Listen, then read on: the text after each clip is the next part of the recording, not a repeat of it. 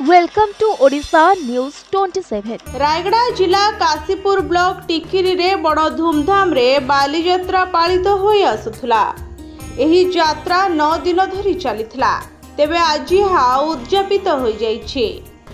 यात्रा पूर्व पुरुष ठारू आरंभ होई आछे। एठार मुख्य पूजक भाबे राजेश पुजारी रहिछन्ते। 9 दिन यात्रा हबो। प्रथम दिन बाली नदी रे जाइकरी बाली आणबू आ द्वितीय दिन रे बाली गोजा हबो गहम गोजा तापरे तृतीय दिन रे कंटा दोली पड़बो आउ हमर महाप्रभु बारिकरी मुख द्वार बुलिकरी स्थापना हेबे। एही यात्रा गत सेप्टेम्बर 15 रे आरंभ हुई आज अर्थात 23 तारिख दिन उद्यापित होई जाइछे। प्रथम दिन गोकुल मुंडा नाळरू बाली धरी आसी बाउस चांगुड़ी रे बिहन रोपण करथिले।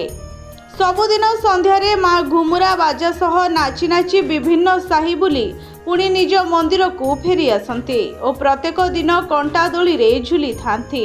एहाकू देखिबा पाई भक्तंकर प्रबल भिड़ लागि थाए।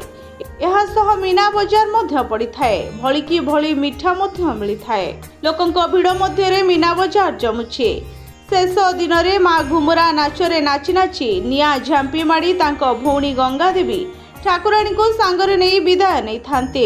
टिकिरी अंचल अधिष्ठात्री देवी माँ अग्नि भैरवंकर शेष दिन 9 दिन धरी माँ बहु आडंबर सह धूमधाम रे ग्रामवासी आनंदर सह पूजार्चना कले।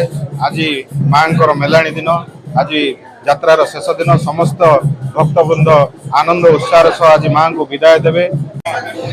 आज हूँ माँ को उद्यापन शेष दिन जहाँकि 9 दिन धरी जो यात्रा अनुष्ठित होता है टिकिरी अधिष्ठात्री देवी माँ अग्नि भैरवी जे कि टिकिरी कहीं काल काल पूजा पाँच। रायगड़ा जिला काशीपुर ब्लॉक टिकिरी ऋषिकेश स्वतंत्र प्रति ऋषिकेश रिपोर्ट ओडिशा न्यूज 27।